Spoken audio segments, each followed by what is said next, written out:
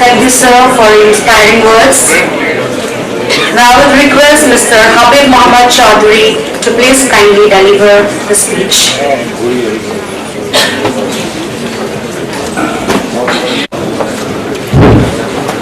Namaskar, distinguished guest, my friend Shiladitya MLA, Assam from Ujjain, my friend Ruham Goswami, Chairman of Assam Chamber of Commerce, distinguished guest, panelists. I feel very honored today is here, and I like to say thank you, my friend and my brother Shiladitya De. তেখেতে যোনটো আগৰ ওপৰত কৈছে তো খুব ভাল knowledge আৰু তেখেতে কৈছে যে যোনটো স্মাগলিং হয় এইটো সঁচা কথা আমি ভেলি এডিশ্যন কৰিব পৰা নাই আমি এইটো লিগেলাইজ কৰিব পৰা নাই আমি এইটো বেনিফিট ল'ব পৰা নাই আচ্ছা এইটো ডিফাৰেণ্ট ফিল্ড হয়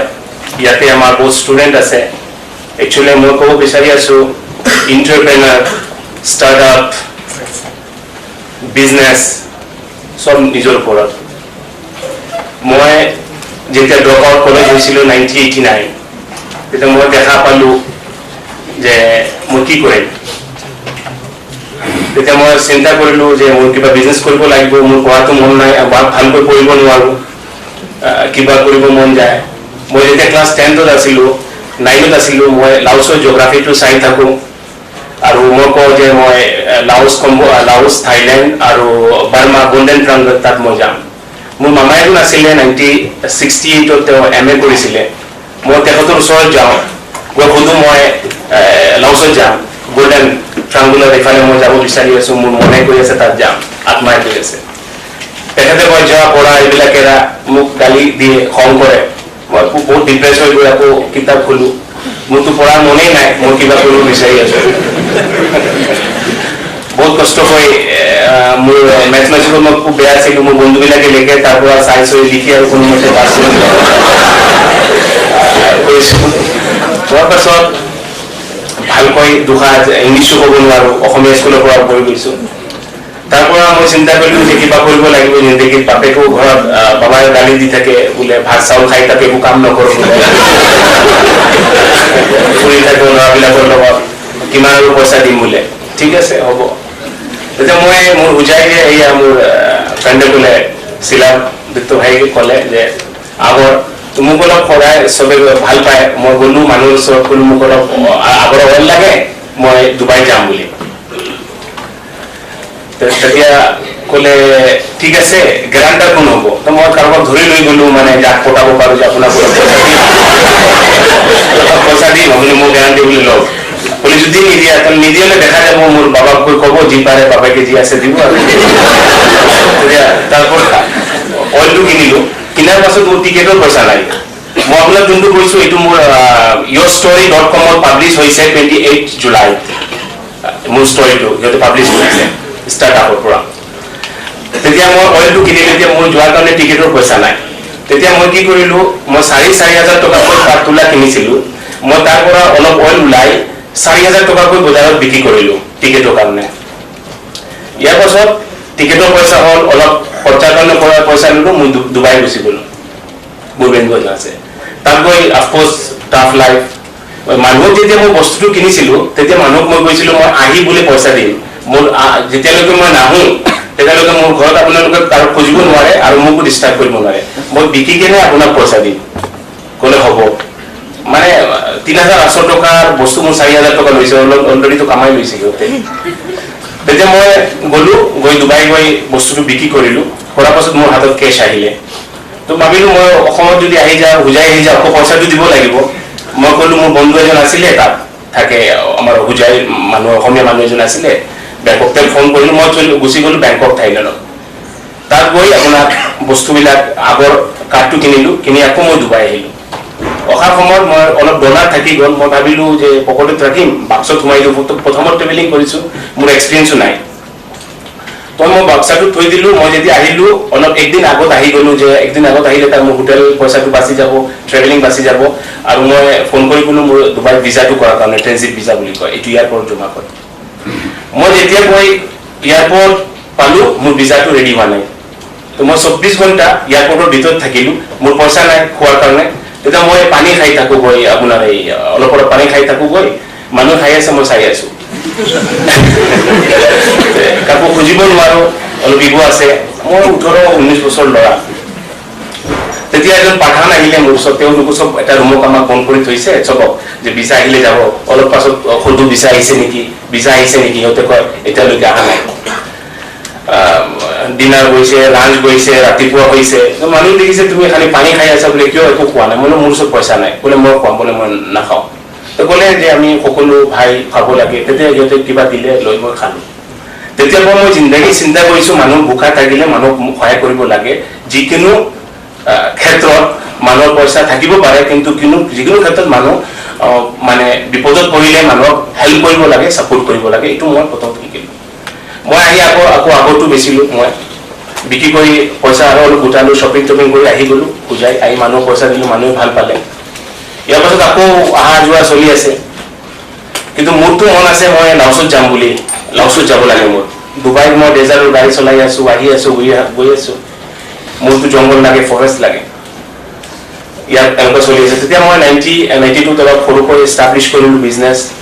বিয়া পাতিলো 96ত ল'ৰা এটা হ'ল ছ'চিয়েলি ইমান ভাল অলপ অলপ কমাই আছো এদিন 98ত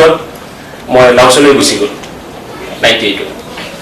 তাত গৈ যেতিয়া মই প্লেনৰ পৰা নামিলো তাৰ পাছত মোক এটা ৱেভ আহিলে যে মই এইটো বিচাৰি আছো মই কিয় তাত এই আপোনাৰ ডুবাই আছো বোলে 2000 মই সব বিজনেছ বিক্ৰী কৰি মই লাওছত সেটেল হৈ গ'লো মোৰ আজি 18 বছৰ হৈছে লাওছত মই লাওছত আছো তাত আগৰ যেতিয়া গ'লো আগৰ আপোনাৰ বেণ্ড আছিলে সব আগৰবিলাক স্মাগলিং হৈ থাইলেণ্ডত আহে থাইলেণ্ডত বিক্ৰী কৰে কিন্তু তাত সিহঁতে কোনো গভৰ্ণমেণ্টে চেম অসমৰ নিচিনা পাৰ্মিশ্যন নাছিলে মই ইহঁতৰ মিনিষ্টাৰক প্লানিং ইউনিয়ন মিনিষ্টাৰক লৈ ডুবাই গ'লো বিজনেছ দেখালো তেতিয়া মোক ছাজেষ্ট কৰিলে যে আপোনালোকে মিনিষ্ট্ৰী অফ ডিফেন্সৰ লগত মিলি বিজনেছটো কৰক মানে লাওছত মিনিষ্ট্ৰী অফ ডিফেন্সে বিজনেছ কৰে ডাঙৰ সব বিজনেছ কৰে আমি ডিফেন্সত গৈ 18% ফ্ৰী আপোনাৰ ইকুইটি শ্বেয়াৰ দিলো দি মোক লাইচেন্স দিলে তেতিয়া মই লাগি গ'লো সিহঁতৰ লগত যে প্লান্টেশ্যন কৰক আগৰ কৰক এনেকুৱা বেনিফিট হয় আজি গোটেই লাওছৰ মানুহে প্লান্টেশ্যন কৰি আছে আজি বস্তুটো বিজনেছ লিগেল হৈ আছে আজি আমি চাইটিজ যোনটো ছুইজাৰলেণ্ডত ইছ্যু হয় এইটো দি আমি বিজনেছ কৰি আছো আজি আমাৰ 4 লাখ আগৰ গছ আমাৰ আছে লাওছত 10,000 হেক্টাৰত আমি কৰিছো তাৰ পৰা আমি মোক আছিয়ান ইণ্ডিয়ান চেম্বাৰ অফ কমাৰ্চৰ ফাউণ্ডাৰ প্ৰেচিডেণ্ট বনালে ইয়াৰ পাছত মই প্ৰথমৰ 2010ত মোৰ ৰূপম গোস্বামী ভাই তেখেতৰ চাপোৰ্ট প্ৰথমত আমি 34 ডেলিগেশ্যন তাৰ পৰা লৈ আহিলো industry commerce minister tourism minister লাহে লাহে অসমৰ লগত কৰিলো মই এইটো ক'ব বিচাৰি আছো যে মনে যি কয় সেইটো কৰিব লাগে অন্তৰে যি কয় এইটো শুনিব লাগে কাৰো প্ৰেছাৰত আহিব নালাগে নম্বৰ ইয়াৰ লগত আৰু এটা বস্তু বহুত ইম্পৰ্টেণ্ট আছে কৰক বোলে যে কালি ছাকচেছ হৈ যাব এইটো অলপ ডিফিকাল্ট আছে অলপ সময় লাগে কিন্তু যোনটো ভিজন যোনটো এটা মানে টাৰ্গেট আছে বা য'ত আমি লক্ষ্য আছে সেই বস্তুটো আমি মেইনটেইন কৰিব লাগে আজি যাব নোৱাৰো এবছৰ 2 বছৰ 3 বছৰ লাগিব পাৰে কিন্তু মই গ্যাৰান্টি আপোনালোকে নিজৰ গৌলত পৌঁছিব পাৰিব আপোনালোকৰ নিজৰ ঠাইত পৌঁছিব পাৰিব কোনো ৰখাব নোৱাৰে মই টাইম বেছি হোৱা নাই এইটো না মই অলপ ইমোশ্যনেলো হৈ গৈছো কথাটো কৈ গতিকে আপোনালোকক মই চবক এডভাইচ কৰি আছো অন্তৰে যোনটো কয় এইটো কৰক এণ্টাৰপ্ৰেনাৰশ্বিপ কৰিব লাগে পঢ়িব নোৱাৰিলে কাম কাজত লাগি যাব লাগে যোনটো অন্তৰে কয় সেইটো কৰিব লাগে আমাৰ ওচৰত ইমান মানে অপৰচুনিটি আছে আজি আপোনালোক থাইলেণ্ডত গৈ চাওক এই সৰু বাঁহ দি ঘৰ বনাই তাতে টুৰিজমৰ ব্যৱহাৰ কৰি আছে তাত সৰু বোট নাও তাতে অলপ খেৰৰ দি ঘৰ বনাই লৈছে তাত খোৱা দি বোটটো নদীত চলাই দিছে মানুহে খাই লৈছে মানে ইমান ক্ৰিয়েটিভ হয় জংগলৰ পৰা ৱেষ্টেজ বিলাক লৈছে ৱেষ্টেজ যোনটো আমি ডেড ফৰেষ্ট বুলি কওঁ পাত মৰি গৈছে এই আমাৰ টেঙাটো আছে এইবিলাক গুটিবিলাক আছে এইবিলাকক লৈ সিহঁতে কালাৰ কৰে এইবিলাক ৱেষ্টেজ যোনটো আছে ফৰেষ্টৰ পাত মৰাপাত এইবিলাকক কালাৰ কৰি সিহঁতে ফুল বনায় ইউৰোপত এক্সপৰ্ট কৰি আছে আমেৰিকাত এক্সপৰ্ট কৰি আছে ৱেষ্টেজ ফৰেষ্ট বাম্বুৰ সিহঁতে বাম্বুৰ দি কিবা কিবি ফাৰ্নিচাৰ বনাই আছে কিবা কিবি বনাই আছে ৰিভাৰৰ সিহঁতে ইউটিলাইজ কৰি আছে ৰিভাৰক ৰেষ্টুৰেণ্টত কৰি আছে, সৰু সৰু য'ত মানুহ নাযায়, মানুহ যাব নোৱাৰে, তাত কিবা এখন বস্তু বনাই লৈছে, তাত খোৱাৰ এৰেঞ্জমেণ্ট কৰাই দিছে, এজন গৈছে, দুজন গৈছে, আজিকালি ফেচবুক আছে, এটা শ্বৰ্ট লৈ দি দিলে মানুহ গম পাই যায় ক'ত কি আছে। আৰু মানুহ ইমান ষ্ট্ৰেচ হৈ গৈছে, আজি মানুহ কালি অলপ ৰিলেক্স বিচাৰে। গতিকে মই চবক অনুৰোধ কৰি আছো, যাৰ যোনটো ভিজন আছে ট্ৰাই কৰিব লাগে, কাৰো কথা শুনিব নালাগে, যোনটো অন্তৰত মনতে হেৰি কৰিব লাগে। একো ইম্পচিবল নহয়, দুনিয়াত চব কৰিব পাৰি, নাথিং ইম্পচিবল। আজি আমাৰ কোম্পানী অলমষ্ট $300-400 million কোম্পানী হৈছে, মোৰ ওচৰত 1 টকা নাছিলে, আমি চব নিজে কৰিছো, আমি নিজৰ ফাউণ্ডেশ্যনো চলাই আছো। মই সদায় দেখো যে কোনো ফাউণ্ডেশ্যনত মুছলমানক দিয়ে, হিন্দুক দিয়ে, খ্ৰীষ্টানক দিয়ে। মই কৈছো নহয়, আমি হিউমেনিটি বনাম, এটা মানে নন ৰিলিজিয়াছ আমি এটা ফাউণ্ডেশ্যন বনাইছো, চবৰ কাৰণে হ'ব লাগে। ফ্লাড হ'লে চব মানুহ আহে, তো মানুহ সদায় শিকে, প্ৰত্যেক মিষ্টেকৰ মানুহ সদায় শিকে, তাৰ পৰা আমি শিকিব লাগে আৰু আমি বহুত আশাবাদী হ'ব লাগে। আৰু মই আৰু এটা মানে এডভাইচ কৰিছো, কি কৰিলে মই কৰিব পৰা এনেকুৱা একো নহয়। মই জিন্দগী চিন্তা কৰা নাই, আজি এই ষ্টেজত থিয় হৈ মই মানে মোৰ কথা ক'ব পাৰিম। মই বুজাই ৰুৰেল এৰিয়া, ক্ৰিকেট খেলি থাকো, ঘৰত পিটন খাই থাকো, মুভিত গ'লেও পিটন খোৱা, খেলিলেও মাৰ খোৱা, ফুৰিলেও মাৰ খোৱা, চাৰিআলিত গ'লেও মাৰ খোৱা, বজাৰত গ'লেও মাৰ খোৱা, মানে বেয়া হৈ যাম বোলে, বদমাছ হৈ গৈছো, ফুৰি আছো, কি কৰি আছো, তেনেকুৱা আমি ডাঙৰ জীৱন হৈছো এই চিটুৱেশ্যনত। আৰু আমাৰ মানুহবিলাকো অলপ অৰ্থদক্ষ হয়, আমাৰ হোজাই মানুহ, আমাৰ শিক্ষাৰো অভাৱ অলপ। গতিকে মই চবক ৰিকুৱেষ্ট কৰিছো যে যাৰ যি মন্তব্য কৰিবৰ কাৰণে আৰু ট্ৰাই কৰিব লাগে। ষ্টাৰ্ট আপ যোনটো আমাৰ নৰেন্দ্ৰ মোদীজী কৰিছে, এইটো এটা বহুত ডাঙৰ ইণ্টাৰ্ণশ্বিপ হয়, তাৰ পৰা আমি নিজকে প্ৰমোট কৰিব পাৰি। yourstory.com আছে, তাত নিজৰ লিখিব লাগে যি আছে আপোনালোকৰ ষ্টৰী, তাৰ পৰা পাব্লিছ হয়। আজি কিমান এই গভৰ্ণমেণ্টে আমাক কিমান বেনিফিট দি আছে, কিমান ছাপৰ্ট দি আছে, কিমান অপৰচুনিটি দি আছে, আমি চব বস্তুবিলাক ল'ব লাগিব, চব বস্তু যাব লাগিব। মই এটা বস্তু কওঁ, আমি সদায় কওঁ গভৰ্ণমেণ্টে আমাক দিয়া নাই, আমাক চৰকাৰে দিয়া নাই, আমাকে এইটো দিয়া নাই, এইটো মোৰ লাগে অলপ, মোৰ মতে মানে মোৰ নালাগে, এনেকুৱা নহয়। আমি কি কৰিব পাৰোঁ, আমি বহুত বস্তু কৰিব পাৰোঁ য'ত চৰকাৰ নালাগে, আমি বহুত বস্তু কৰিব পাৰোঁ নিজে, ইমান সৰু ষ্টাৰ্ট কৰিব পাৰোঁ। মই তাৰ পৰা পাম, মোৰ এই ইণ্ডাষ্ট্ৰি কমাৰ্চ দিয়া নাই, মোক এগ্ৰিকালচাৰে দিয়া নাই, এনেকুৱা কথা নহয়। মই কৈছো, মই দেখিছো মোৰ চকুত এণ্টাৰপ্ৰেনাৰ, লাওছত দেখিছো, থাইলেণ্ড দেখিছো, চবেই নিজে ষ্টাৰ্ট কৰে কিবা। আমি মানুহে আহি দিব, অৰ্গেনাইজেশ্যনে দিব, NGO দিব, আমি যদি এইটো এৰি নিজে কিবা কষ্ট কৰি কৰাৰ চেষ্টা কৰোঁ, এইটো সৰুৱে হওক, এইটো কিন্তু বহুত বেনিফিট আছে আৰু আমি এইটো সদায় ছাকচেছ হ'ব পাৰোঁ। কিন্তু কথা হ'ল, আমি এনেকুৱা চেমিনাৰ কৰোঁ, আমি চব আহোঁ, চবে নিজৰ স্পীচ দিয়ে, ইয়াৰ পাছত চব ফালে গুচি যায়। মোৰ নিজৰ পাৰ্চনেল প্ৰব্লেম আছে, আপোনাৰ চবৰ নিজৰ পাৰ্চনেল প্ৰব্লেম আছে, এইটো মানে ইমপ্লিমেণ্ট নহয়, এইটোক আকৌ আমি কৰিব মানে কি দিব নোৱাৰে। গতিকে